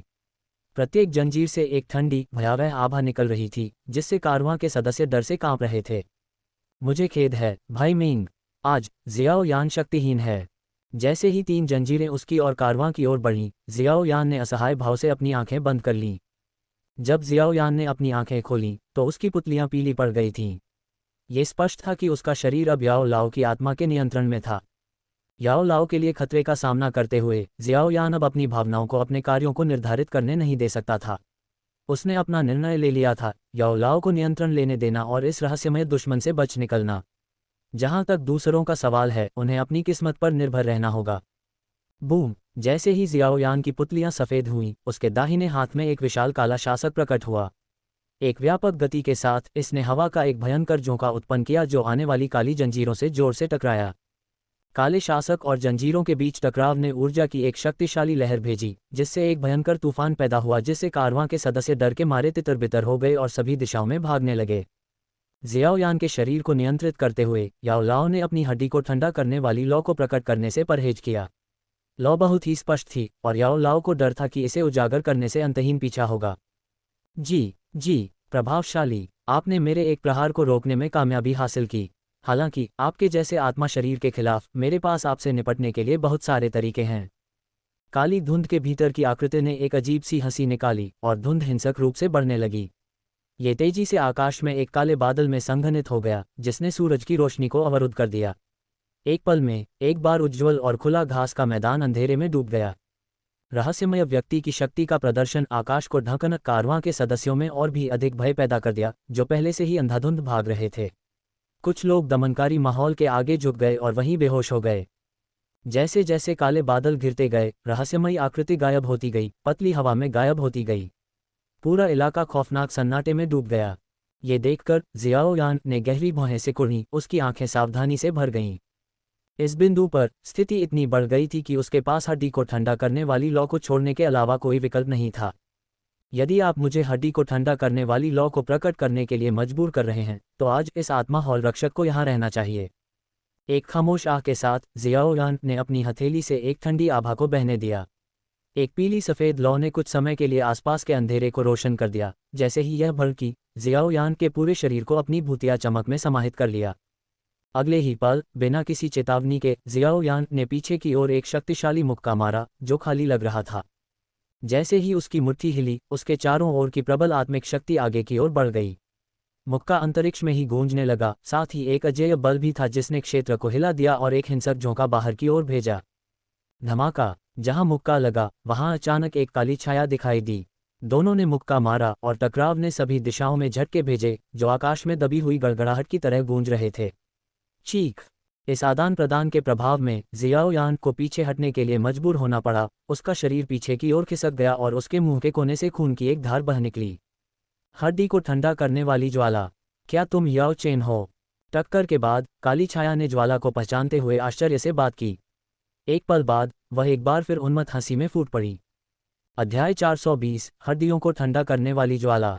हाँ, मैंने कभी नहीं सोचा था कि एक बार प्रसिद्ध मेडिसिन वेनेरेट याओ चेन इस तरह की जगह पर छिपे होंगे। छाया ने बेतहाशा हंसी उड़ाई, उसकी निगाहें लालच से भरी हुई थीं क्योंकि वह जियाओ यान को घूर रहा था। एक साधारण डू पूर्वज मेरे सामने इस तरह का अहंकार करने की हिम्मत कैसे कर सकता है? अगर ये दिन पहले होता तो मैं तुम्हें एक उंगली से कुचल सकता था। अब जब तुमने मेरी उपस्थिति का पता लगा लिया है, तो एक पल के लिए भी मत सोचो कि तुम यहाँ से जीवित निकल जाओगे। जियाओ यान ने अपने मुंह के कोने से खून पोंछा और कर्कश आवाज में बोला। उसके दिल में सोल हॉल प्रोटेक्टर के प्रति एक जानलेवा इरादा पहले से ही बन चुका था। अगर इस प्रोटेक्टर को भागने दिया गया तो उसे और याओ लाओ को सोल हॉल द्वारा अंतहीन पीछा का सामना करना पड़ेगा। जैसे ही जियाओ यान ने अपनी बात समाप्त की, एक प्रेत जैसी बुजुर्ग आकृति उसके सामने प्रकट हुई, जो एक जबरदस्त आभा बिखेर रही थी जो छाया से कम नहीं थी। जिस क्षण बुजुर्ग प्रकट हुए, जियाओ यान की पुतलियों में पीलापन गायब हो गया और उसकी आंखें सामान्य हो गईं। गुरु, इतने सालों में ये पहली बार है कि आपने मेरे अलावा किसी और को अपना आत्मा रूप दिखाया है। ऐसा लगता है कि आज की स्थिति कोई साधारण परेशानी नहीं है। जियाओ यान को चिंता का एक झोंका महसूस हुआ जब उसने याओ लाओ को अपने शरीर से भौतिक रूप में आते देखा। जी, उस समय आप वास्तव में एक ऐसे व्यक्ति थे जिन्हें देखा जाना चाहिए। आपके हाथों कई पूज्य लोगों की मृत्यु हुई, लेकिन अब आपकी ताकत इस स्तर तक गिर गई है और आप केवल एक आत्मा शरीर हैं। हमारे सोल हॉल में आपके जैसे आत्मा रूपों से निपटने के लिए बहुत सारे तरीके हैं। आज आपको पकड़ना निश्चित रूप से हॉल मास्टर को बहुत खुशी देगा। छाया की भयानक हंसी पूरे आसमान में कौवे की कांव कांव की तरह गूंज रही थी। बिना किसी देरी के छाया ने अपना हाथ आगे बढ़ाया और एक काली जंजीर को बुलाया जो खनकती हुई आवाज के साथ उसकी हथेली से फिसल गई। जहरीले सांप की तरह कुंडलित होकर जंजीर उसके बगल में अशुभ रूप से मडरा रही थी। छाया द्वारा अपने हाथ को तेजी से हिलाने से पहले जंजीर थोड़ी कांप उठी। तुरंत जंजीर एक काली लकीर की तरह आकाश को चीरती हुई सीधे याओ लाओ के आत्मा रूप की ओर चली गई। छाया के हमले को देखकर याओ लाओ की अभिव्यक्ति बर्फीली हो गई। हमले का सामना करने के लिए आगे बढ़ते ही उसकी हथेली में पीली सफ़ेद लौ तीव्रता से टिमटिमाने लगी। हिस जहरीले सांप की तरह काली जंजीर हवा में छेद करती हुई याओ लाओ की ओर बढ़ते हुए एक धुंधली लकीर में बदल गई। जंजीर की नोक बेहद तीखी थी, जिस पर जटिल रून और सर्पिल पैटर्न अंकित थे। छाया की ऊर्जा हेरफेर के तहत जंजीर से एक भयावह और खतरनाक आभा निकल रही थी। स्पष्ट रूप से यह कोई साधारण हथियार नहीं था। याओ लाओ ने आने वाली चेन को हल्के में लेने की हिम्मत नहीं की। सोल हॉल के तरीकों से आत्मा के शरीर को विनाशकारी नुकसान पहुंचाने के लिए जाना जाता था। हालांकि बोन चिलिंग फ्लेम की सुरक्षा के साथ याओ लाओ पूरी तरह से रक्षाहीन नहीं था। पीली सफ़ेद लौ याओ लाओ की हथेली में उठी और फिर एक ज्वलंत तीर में बदल गई और चेन से टकराने के लिए आगे बढ़ी। बूम! दोनों बलों की टक्कर से एक धीमी, दबी हुई आवाज़ पैदा हुई जिसमें ऐसे टकरावों की विस्फोटक ऊर्जा नहीं थी। काली और पीली सफ़ेद ऊर्जाओं की एक लहरदार शॉकवेव चुपचाप बाहर की ओर फैल गई, जो फैलते ही आसपास के स्थान को थोड़ा विकृत कर देती थी। जब काली चेन ज्वलंत तीर से टकराई तो छाया को तुरंत एहसास हुआ कि हमले से पहले जैसा परिणाम नहीं मिला। याओ लाओ अपनी जगह पर डटे रहे, एक कदम भी पीछे नहीं हटे। इसके अलावा एक असामान्य तापमान, बर्फीली ठंड और जलती हुई गर्मी का एक अतिव्यापी मिश्रण चेन के साथ यात्रा करता है, जिससे छाया की डुकी में कुछ समय के लिए व्यवधान उत्पन्न होता है। हड्डी को ठंडा करने वाली ज्वाला वास्तव में दुर्जय है। कोई आश्चर्य नहीं कि आप उस दिन सोल हॉल के पीछा से बचने में कामयाब रहे। चेन पीछे हट गई और छाया के चारों ओर वापस आ गई, जिसने अब अपनी निगाहें याओ चेन पर टिका दी। उसकी आंखों में आशंका का एक संकेत था। साधारण आत्मा शरीर चाहे कितने भी शक्तिशाली क्यों न हो, सोल हॉल के विशेष शिकारियों का सामना करते समय उनकी ताकत में काफ़ी कमी आ जाती थी। उनके हथियार आत्मा रूपों का मुकाबला करने के लिए कस्टम डिज़ाइन किए गए थे। हालांकि स्वर्गीय लपटों या अन्य दुर्लभ और असाधारण प्राकृतिक खजानों द्वारा संरक्षित आत्मा शरीरों के खिलाफ ऐसे प्रतिवाद बहुत कम प्रभावी थे। एक संक्षिप्त क्षण के लिए युद्ध के मैदान में तनावपूर्ण और अशुभ सन्नाटा छा गया। दोनों पक्ष अपने अगले कदमों के लिए तैयार हो गए, ये जानते हुए कि लड़ाई अभी खत्म नहीं हुई है। जैसा कि याओ लाओ ने कहा था, उस समय सोल हॉल के पीछा से बचने की उनकी क्षमता वास्तव में बोन चिलिंग फ्लेम की शक्ति के कारण थी। इससे पहले जियाओ यान की सहायता करते समय उनका पीछे हटना छायादार रक्षक से पराजित होने के कारण नहीं था, बल्कि इसलिए था क्योंकि जियाओ यान का शरीर इतना कमज़ोर था कि वह इस तरह के तीव्र युद्ध को सहन नहीं कर सकता था। अब याओ लाओ के अपने सच्चे आत्मा रूप को प्रकट करने के बाद अब ऐसी कोई बाधा नहीं थी। आत्मा हॉल रक्षक पर अपनी नज़र टिकाए हुए, जिसका शरीर घूमती हुई काली धुंध में लिपटा हुआ था, याओ लाओ ने धीरे धीरे हाथ को जकड़ लिया। पीली सफ़ेद लपटें उसकी हथेली में तेज़ी से संघनित हुईं और कुछ ही क्षणों बाद वे एक सफ़ेद रूलर में मिल गईं जो जियाओ यान के भारी जुबान रूलर से थोड़ा छोटा था। हालांकि रूलर की सतह आग की लपटों में घिरी हुई थी, लेकिन इसने एक बेहद ठंडी दृश्य छाप छोड़ी। आत्मा शरीर को दबाने के लिए आपके आत्मा हॉल के तरीके मुझ पर अच्छे से काम नहीं करते, इसलिए मुझे अपनी असली ताकत दिखाओ या हमेशा के लिए यहाँ रहो, याओ लाओ ने छाया की ओर सफ़ेद रूलर को इंगित करते हुए ठंडे स्वर में कहा। यह महसूस करते हुए कि याओ लाओ की आभा उसकी खुद की आभा से कमज़ोर नहीं थी, छाया ने हिचकिचाते हुए कहा, याओ चेन, अब जब मैंने तुम्हें पा लिया है तो मुझे मौत से लड़ने की कोई ज़रूरत नहीं है। इस महाद्वीप पर हर जगह आत्मा हॉल के लोग हैं, तुम जल्द ही खुद को भागने के लिए कहीं नहीं पाओगे। इन शब्दों के साथ छाया ने याओ लाओ पर अपने हमले बंद कर दिए और सुरक्षित दूरी पर वापस चला गया। हालांकि जैसे ही छाया पीछे हटी, याओ लाओ आगे बढ़ा, हाथ में सफ़ेद रूलर लेकर छाया की ओर तेज़ी से वार करने लगा। उस पल मैदान के दूर किनारे से अचानक एक विशाल और भारी आभा फूट पड़ी। यह क्या है? ये कितनी भयानक उपस्थिति है? याओ लाओ और सोल हॉल प्रोटेक्टर दोनों ही बीच बीच में जम गए। उनके हाव भाव अचानक बदल गए क्योंकि उन्होंने अपनी डरावनी निगाहें आसमान में उसी जगह की ओर घुमाईं। दूर क्षितिज पर धीरे धीरे एक विशाल काला बाढ़ वाला ड्रैगन दिखाई दिया। यहाँ इतना शक्तिशाली राक्षस जानवर है। यह आभा अजीब तरह से जानी पहचानी लगती है। याओ लाओ ने बड़बड़ाते हुए कहा। उसकी आंखें सिकुड़ गईं। जैसे जैसे काला बाढ़ वाला ड्रैगन करीब आया, उससे निकलने वाली दमनकारी आभा ने पूरे क्षेत्र को ढक लिया। जमीन पर मौजूद लोग, चाहे वे भाग रहे हों, देख रहे हों या सोल हॉल प्रोटेक्टर के कारण डर से पहले से ही लकवाग्रस्त हों, ऐसा महसूस कर रहे थे जैसे कि वे एक विशाल पहाड़ के नीचे कुचले जा रहे हों, सांस लेने के लिए संघर्ष कर रहे हों। यहाँ तक कि जियाओ यान, जो किनारे से देख रहा था, भी नहीं बख्शा गया। बाढ़ के ड्रैगन की आभा के भारी दबाव में उसका दिल इतनी तेजी से धड़क रहा था कि ऐसा लग रहा था कि वह उसकी छाती से बाहर निकल जाएगा। दहाड़ विशाल जानवर अचानक रुक गया। मैदान से 1000 मीटर ऊपर स्थिर रूप से मंडराता रहा। वह शुभ काली धुंध अभी तक नहीं गई है और अब ऐसा राक्षसी जानवर आ गया है। हम बर्बाद हो गए। कारवां में से किसी ने निराशा में बड़बड़ाया। उनकी आवाज़ कांप रही थी।